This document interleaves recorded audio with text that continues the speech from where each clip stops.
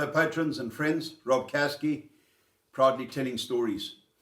You know, in this little piece, the first thing I need to say is I would like to wish all of you, wherever you are in the world, a very happy Easter.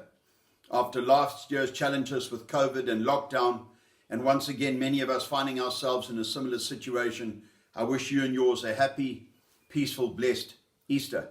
You may note that my face is clean shaven, having grown a lockdown overcoat to look much like the Boers talking about the Anglo-Zulu War in this series. Well, I'm very pleased to report that I'm very keen on numbers and coincidences and so forth.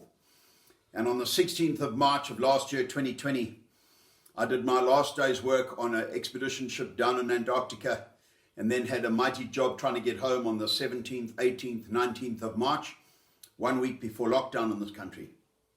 Well, exactly a year on to the day, 16th of March 2021, I was asked by an old friend called Alec Hogg, who heads up a company called Biz News, to do a live conference presentation in the Drakensberg. On the 1st of March, legislation changed in this country, and instead of 50 guests being allowed at an indoor gathering, we could have 100. So the size of his conference had doubled overnight from the initial planning phase in January, and we had the most wonderful evening. 1 year on from our last paid day's work on a ship in Antarctica last year, and I hope, as I've mentioned in my blogs, that this is indeed a sign that the tide is turning. And I figured I needed to tidy up, so I went for a major haircut. My beard came off, and I hope those of you who know me still recognize me. But isn't it interesting to consider that the Battle of Spioenkop, that Thomas Pakenham calls that acre of massacre, is often considered as a battle in its own right. And most of our visitors and guests and listeners are unaware that Spioenkop came at the end of a week of desperate fighting along the Brakfontein and Tabamnyama ridges adjacent to Spioenkop, the highest hill or mountain in that chain north of the Tugela River. Now, after Buller's very, very sad day on the 15th of December 1899 against the Boers at Colenso, when Black Week had prompted him to attempt a frontal attack through the koppies following the road and the railway line to try and relieve General White and his besieged garrison in Ladysmith, Buller after that day had to withdraw back to his headquarters and huge camp at Freya. The summer heat was appalling, along with a huge amount of rain. The men talk about the temperatures and the flies being intolerable. And what had happened back in Britain, and Buller got wind of it through his loyal staff officers, is that General Wolseley had appointed a man called General Charles Warren, who, like Buller, was 60 years of age, to come out to South Africa with the reinforcements and to be in charge of the 5th Division. He also had, interesting, in his pocket, a commission to say that was Buller injured or killed, or if he failed again, that Warren would take over from Buller in charge of the Natal efforts on the British side. And that must have been an incredible slight for Buller. Now, Warren is a very interesting individual. He was a brilliant mathematician. He had graduated very well from Sandhurst and from Woolwich. He was a Royal Engineer. He had spent time designing the defences of Gibraltar and moved on from there to do much archaeological work in the ancient city of Jerusalem. And he got the name of Jerusalem Warren.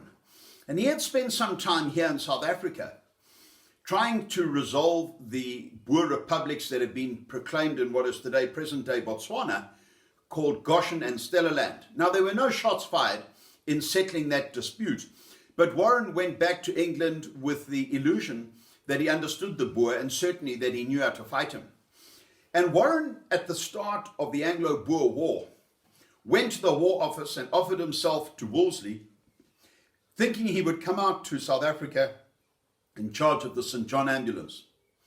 Instead, Wolseley decided to make him in charge of the 5th Division, send him out to South Africa to join up with the reinforcements with Buller and try and relieve the siege of Ladysmith, with that dormant commission in his pocket.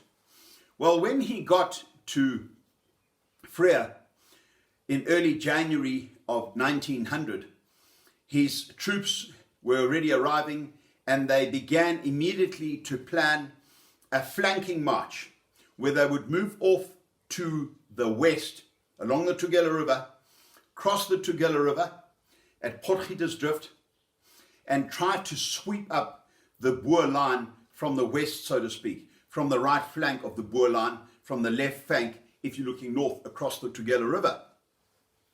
Now, unfortunately, Buller, as you have probably gathered from my earlier commentary on Buller, was unusually concerned about the welfare of his men. It was said that Buller never on campaign went a day without champagne. Now, the interesting aspect about all this is that Buller's criticized for this. I don't think it's fair, because many generals lived and ate incredibly well on campaign, and Buller was obsessed with the welfare and particularly the nutrition of his men. And it was that young reporter and journalist, so prominent in British history, Winston Spencer Churchill, who said he thought it was very poor economy to feed a man well for 3 days, only to kill him on the 4th. And with Buller and his obsession with the men's welfare went the element of surprise, because these wagon trains that carried all the impedimenta, the tents, the supplies, the baths, and so forth for the officers and the men, meant that there was no element of surprise, and the clouds of dust that accompanied the movement of these wagons and oxen too could be seen for miles. Now, Warren had decided, being given the task by Buller to try and cross the Tugela and roll up the flank of the Boers, that he would cross the river at Potgietersdrift directly in front of some hills called Mount Alice, where Buller would in due course establish his headquarters, and take what is known as the Brakfontein Ridges in front of him. Now, the Brakfontein Ridges, in the meantime, were being heavily entrenched and defended by Botha's men. Botha, you know, in retrospect, it's easy to say what was happening on the south bank of the Tugela on Buller's quarter and what was happening on the north bank on Botha's quarter. But for these two men, the moves of the other remained a complete mystery, a bit like playing chess. So whenever Buller would advance or move his men, Botha had to move his men on the other side of the river to try and prevent the British crossing, getting a foothold on the northern bank, and in so doing open up a gap to advance towards Ladysmith and relieve the siege. And Botha was having to play an incredible game of cat and mouse, moving his men left and right along the northern bank of the Tugela to try and prevent the British crossing. Well, Littleton, who was a very able fighting officer, and I think should perhaps been put in charge of this entire offensive, managed to cross the Tugela at Potgietersdrift and establish a foothold on the northern bank of the river. And whilst plans were still being made for the advance, it was decided instead, now with the increasing presence of Boers on the Brakfontein Ridge opposite Mount Alice and Potgietersdrift, that Warren and his men should move further west to a place called Trichardsdrift, cross the river at Trichardsdrift, establish a foothold on the northern bank, and roll up the Boer flank from there. Well, I'm embarrassed to tell you that ponderous, intelligent, delightful human being, Charles Warren, took 3 days, remember he was a Royal Engineer, to supervise the crossing, the building of pontoon bridges, and the eventual crossing of the river of his men to the northern bank. Botha, in the meantime, is having to try and evaluate whether to leave Boers on Brakfontein or move them around to the other side of Spioenkop, Spy Hill, the highest hill in that chain, to what is known as the Tabamnyama Ridges, or Acton Holmes, as some people call it. Well, a wonderful officer called Lord Dundonald, who often interpreted his orders rather loosely, was able to get across the river, and with roughly 1,000 men, he was to move off with reinforcements. Eventually his force numbered 1,500 to only find that there were 400 Boers on Tabamnyama. He drove them off easily and called for support from Warren, who was supervising the crossing down at the river. Warren was anxious that Dundonald would be cut off by Boers from the main force down at the Tugela, and would you believe he asked Dundonald to send 1/3 of his force back to the river to look after the livestock. Well, Dundonald was very outspoken regarding what was happening. He said, certainly the element of surprise when we could easily have taken and held the Tabamnyama ridges was being lost. And I need to make the point here that Warren, like so many of the British, was very, very keen on cricket. And he maintained a powerful analogy between cricket and battle and said he'd no sooner send his team in to play a cricket match without practice. Similarly, he would not send his men into battle without practice. And Dundonald and others made the point that practicing for cricket invariably did not lead to deaths. In this scenario, the practicing or getting ready for battle meant that the best cricketers on the Boer side were beginning to move around the back of Spioenkop towards the Tabamnyama ridges with a lot of native levies who would be gangplanked to dig the trenches and the defensive. With it, you were getting the fast bowlers by way of Messrs. Krupp and Crusoe. These were fantastic artillery guns. You will recall from my earlier descriptions that technology had changed and they were firing shells with smokeless gunpowder so they could not be seen. And they were going to be bringing in their fine captain by way of 37-year-old firebrand Louis Botha. Now the Boers on the hills of Tabamnyama established a line of trenches on the southern crest line, and then another line literally 400 yards back on the crest line or to the north of the southern trenches.